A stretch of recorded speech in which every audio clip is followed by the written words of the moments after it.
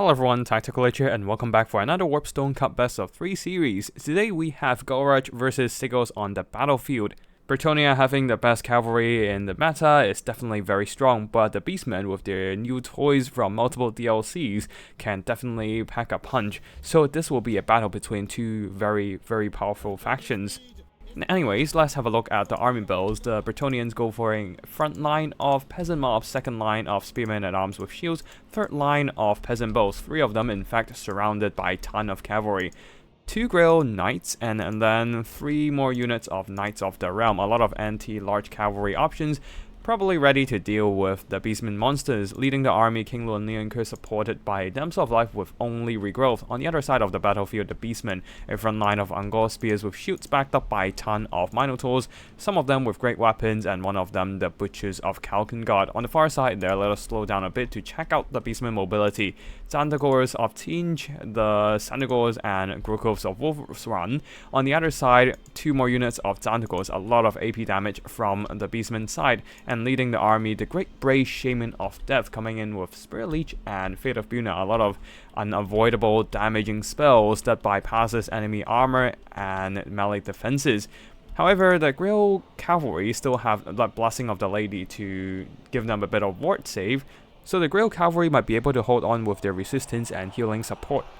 Now the front lines are colliding, Angor spears clashing with peasant mobs, doing some pretty good damage on impact. And the Butchers, a devastating charge from them, just wreck these peasant mobs, forcing the Grail Knights to charge into the front line to stabilize. However, that also exposes the back line. The peasant archers are all unprotected against the horde of Centigors there. The Centigors, regular Centigors, and more Centigors are all just gunning straight for the Bretonian missiles. And at this point, the peasant bows didn't really use up that much of their ammo and they're completely shut down. A Fate of Buna in the front line there, draining away the health of the Grail Knights. So an emergency regrowth from the Damsel of Life trying to stabilize their hit points, while King Luan has dived down into the backline here alongside the Knights of the Realm, comfortably beating down the Minotaurs with great weapons thanks to the Sword of Couronne debuffing their melee defenses. The fact that the Minotaurs don't have much armor helped them a lot in the fight as well. Now the peasants mostly are getting wrecked in melee combat, especially the peasant archers. The peasant bows are getting run down by the Gaulrach of Wolfsrun. The spearmen at arms try to save them, but it is unfortunately too little too late, while the Grail Cavalry in the front line taking quite a bit of damage in the prolonged combat. Thankfully, these guys managed to beat up the Butchers of Kalkengard and will be chasing them off, while peasant spears, some of them are still in the fight, so they are just holding on, trying to reinforce their elite cavalry against the horde of brutal beastmen. There's actually a lot of AP from the Beastmen here, focusing on the Grail Knights, two Centigors and the Minotaurs with great weapons. As the peasants flee away from the battle, the Grail Knights are kind of left alone fighting against all the Beastmen, and there are no peasants to support them right now, being isolated and overwhelmed a rear charge from the Centigors. This is gonna be brutal because they have pretty solid melee stats, especially with Primal Fury, their faction's special ability. They are getting additional attack stats, so they are doing some very effective damage with their AP on the charge. The Gaulrach on the far side has finished off the peasant bows they were chasing from before. They are now going for the other unit of peasant bows. The Knights of the Realm are here trying to save the peasants, but the peasants are taking a lot of shock damage. King Luan, after beating up the Minotaurs on far side, now decided to come over here and help out this fight. Knights of the Realm are taking a lot of damage alongside the Grail Knights. They desperately need some regrowth healing, especially on this depleted unit of Grail Knights. The Grail Knights over here chased off the Butchers and will be returning to run down even more Beastmen, but they are desperately needed over here, as the other unit of Grail Knights are on the verge of routing a regrowth onto the healthier Grail Knight, I guess, because they have more unit models left, but I would actually save up the magic to save these Grail Knights instead, just to keep them in the fight, but alas, that is not the case here, and the Grail Knights have been routed. The Grail Knights that received the healing are doing relatively well thanks to all the health they're getting back. The problem is that a Centigor unit is charging them, and the Grail Knights just eat the charge and taking a lot of damage. Spearmen at arms are moving in, but I'm afraid they are unable to save the Grail Knights, as a Fate of Buna directly deleting whatever healing they got from the regrowth spell, and the last bit of HP will get drained away by the direct damage spell from the Lure of Death magic. That leaves pretty much only King Luan Leonker still very healthy in the fight, but against a horde of Centigors, regular Centigors and Minotaurs, he can only do so much here. The Minotaurs with great weapons here are surrounding and beating down the poor Damsel of Life, while these regrouped Grail Knights down to last 16 models will be intercepted by the Centigors, who are getting some pretty good damage done on the charge impact. Again, they have the Primal Fury on right now, so they're getting additional damage dealing power, and the Grail Knight, unfortunately, will be finished off by the healthier Centigors, leaving only King Luan Lianke in the fight against a surround of Centigors Minotaurs with great weapons with all their AP and anti-large, and at this point, Gaulrach decided to throw in the towel. GG to Gaulrach and Cegoz for the first game. I do believe that Gaulrach's decision to commit all those cavalry into the frontline fight at the early stages of battle definitely screwed him over the long run, as the archers were left unprotected, allowing the Centigors of Tzeentch and the regular Centigors or even the Grokholvs to just jump onto the backline, run down the archers, and subsequently getting the jump on the expensive Bretonian knights. And the Grail Knights, one of them got some very solid value, the other not so much. While the Knights of the Realm, without getting a charge on the Centigors, they would take a lot of damage from the armor-piercing charge, while they themselves relying on the anti-large and charge impact. They didn't actually do that much damage over the course of battle. While King Luan, unfortunately being surrounded by all those AP damage, he can't actually do much as well. On the other side, the Beastmen, a bit of damage done with the Great Brave Shaman of Death with the Fate of Buna, while the armor-piercing anti-large Minotaurs with great weapons did some solid work as well, but most importantly, the Centigors getting the jump on the Bretonian cav, and they earned back their value. And yeah, that's it for the first battle. Now let's jump into the second one. Second battle, Gaulrach going for Dark Elves and Cegoz going for Tzeentch. Both factions have their missile monsters updated with the new aiming mechanic. So the Bloodwreck Medusa, definitely a very strong piece of missile monster right now, and same goes for the Soul Grinder. For the army build here, other than the Bloodwreck Medusa, Gaulrach going for a front line of Dread Spears supported by a ton of mobility, 4 units of Dark Riders with repeater crossbows and 2 Dread Knights, plus a few Dark Riders with shields, leading the army Supreme Sorceress of Soul Stealer. And on the other side of the battlefield, the Tzeentch army, a front line of Marauders, actually just 2 of them, backed up by 3 Horrors, one of them the Sourguts, the other 2 Blue Horrors, 4 units of Centigors of Tzeentch, and in the skies, Chaos Lord of Tzeentch for his anti-large armor-piercing dueling power, supported by Chaos Sorcerer of Tzeentch with pink and blue fire. Monstrous presence, we have a single Soul Grinder of Tzeentch and the Shrieking Sky Rays, already dropping an explosion on the Dark Riders, doing some nice damage, and quickly pulling back before they take too much damage from the crossbows. We'll be going back into normal speed here, as the Soul Grinder of Tzeentch will be attempting some shoot and scoot, though the Dark Riders with repeater crossbows are getting close. A blue fire from the Chaos Sorcerer Lord, trying to blast away some of the health from the Bloodwreck Medusa, while the Soul Grinder seems to have his shots blocked by some trees, while the Dark Riders with repeater crossbows are chipping away its health, so it will be quickly pulling back to the safety of the main formation here. On the far side, Shrieking Sky Rays got hit by some crossbow fire, but the Tzeentch barrier blocked most of the damage, actually blocked all of the damage, unlike the Soul Grinder here, as their targets are relatively small and are harder to hit with missile fire. A second blue fire from the Tzeentch Sorcerer chipping away the health of Bloodwreck Medusa. I said chipping away, but it's already a quarter of HP gone from the Medusa, and that is some very effective damage. Also a follow-up from the Soul Grinder as well. The Bloodwreck Medusa is in quite a bit of trouble. She doesn't have as much range as the Soul Grinder of Tzeentch at 250 versus her 125. So the Soul Grinder of Tzeentch very comfortably outranges the Bloodwreck Medusa here, and the Bloodwreck Medusa can't really fire back against any enemies.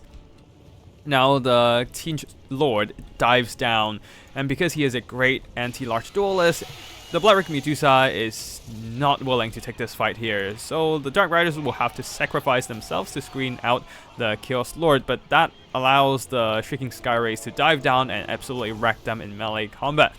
The Koan Dread Knights will be charging in, trying to screen away, just keep the Tzeentch forces honest, but targeting the Tzeentch Lord means they used up their charge on the character.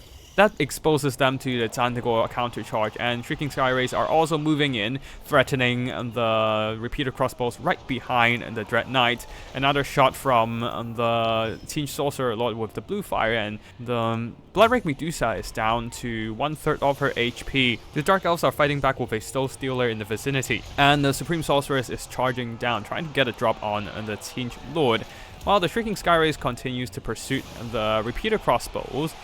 Koan Dread Knights unfortunately taking more and more damage from the charge of the Thundergors, and they are now down to around 1/3 of their HP, while the Dread Spear front line moving up, but the Dark Riders are already taking quite a bit of damage from the pink and blue horror counter fire, so they'll have to pull back for now. Supreme Sorceress once again committing to the fight on the right flank. Bloodwraith Medusa though down to 1/4 of her HP and still hunted down by the Centigors and the Chaos Lord of Tzeentch himself. Shrieking Skyrays are also in the vicinity, and Dark Elves are a bit of a back foot. Some Dark Riders manage to get on top of the blue horrors, but they seem to be losing out on this fight as some of their models are stuck on the Marauders of Tzeentch instead, taking unnecessary damage. Over here, Dread Spears fighting against Centigors of Tzeentch and Marauders, but unfortunately they just don't have enough melee stats to deal with so many units at once, and the Saragats are also not a bad combatant either. Over here, the Tzeentch Lord strikes a final blow to the Medusa, and the Dark Elves lost a very important piece of their killing power. Dark Riders charging into Centigors, and they will be taking a ton of damage, especially when the Shrieking Skyrays are in the fight as well. On the far side there, some Centigors of Tzeentch are running down some scattered, isolated Dark Elf units, while the Supreme Sorceress is getting dragged away by the Tzeentch Lord. Dark Riders with repeater crossbows in a bit of trouble right now, as the pink and blue fire are just focusing them down with all that sheer volume of firepower. Just in a straight up firefight, skirmish cavalry usually loses against enemy missile infantry because they simply don't have as many models as the enemy missiles. 80 models on the Saragats and 150 models still on the blue horrors, and they were able to do quite a bit of burst damage onto the fragile Dark Riders. In the skies, their Supreme Sorceress of Dark Magic somehow managed to win against the Tzeentch Lord, despite the Tzeentch Lord is the actual anti-large combatant here. Now with the Black Dragon terrifying the Tzeentch Lord, Soul Stealer Sorceress is now seizing this opportunity, trying to go after the routing Tzeentch Lord, but there is the Tzeentch Sorcerer coming into play. Because the disc has 105 speed, the 90 speed of the Black Dragon is not enough to get away from the pursuit of the Tzeentch Sorcerer. So that means the Supreme Sorceress was dragged into a melee fight for a quick second, allowing the Tzeentch Lord to slip away. And now with the Tzeentch Lord getting far enough away from the Dark Elf Sorceress, he was able to recover his leadership and return to the fight once more. As for the front line here, some Dread Spears are still hanging on, but most of the front line of the Dark Elves is gone. Also, their mobility is in a very dire situation, with the Dark Riders taking more and more damage. The Soul Grinder is still very much healthy on the Tzeentch side, and the repeater crossbows, despite their best attempt to shoot it, they're just not doing enough damage. The Tzeentch Lord is also retreating, not giving the Dark Sorceress a chance to Soul Stealer him to death. So yeah, at this point, the Supreme Sorceress of Dark Magic cannot catch up to the Tzeentch Lord, forcing her to fight somewhere else, though there's not a lot of good places to fight really, as the Soul Grinder of Tzeentch is providing cover fire for all the Tzeentch units, trying to chip away the health of the Supreme Sorceress of Dark Magic and follow up with a blue fire from the Chaos Sorcerer. Yeah, this Sorceress is in big trouble.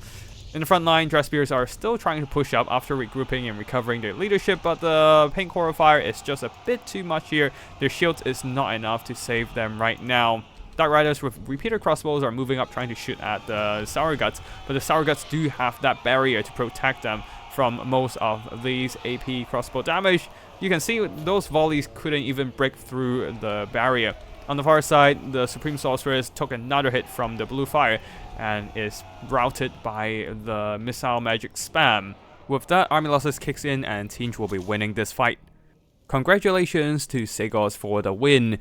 The 3 single entities definitely put in quite a bit of effort in hunting down the Bloodwreck Medusa, and as a result the Bloodwreck Medusa really was unable to do any work in this game, getting very little damage done, while the Tzeentch Lord got some really solid damage through meleeing the Medusa and the Dark Elf Lord, and the Tzeentch Sorcerer, also the blue fire spam onto the Medusa and of course to the Dark Elf Sorcerer. Then the Soul Grinder, as always, a very solid piece of missile monster. The Centigors this time didn't do as much damage than the last battle, mostly because they were just fighting against Dark Riders most of the time and was not as good against the Cohen Dread Knights due to their better melee stats, but still, their charge impact and the armor piercing damage was very effective in cutting down pretty much anything on the Dark Elf roster. Shrieking Sky Rays didn't have as good of an engagement, but the Horrors did some pretty good damage with their missiles, overwhelming the Dark Elf repeater crossbows as they were not able to earn back their own cost. Same goes for the Cohen Dread Knights really. I don't really like the Cohen Cavalry in general because they just have worse stats compared to other cavalry around the same price range. Bloodwreck Medusa got focused down pretty heavily this time, so not much to say about her, while the Soul Stealer Sorceress tried her best, even nearly managing to kill off the Tzeentch Lord, but just not quite able to do so in the end. And yeah, that's it for today's best of 3, and I hope you all enjoy this multiplayer action. If you want to see more Total Warhammer content, especially more Warpstone Cup battles, be sure to subscribe to my channel. Thank you for watching, and I'll see you in the next one. Tactical signing out.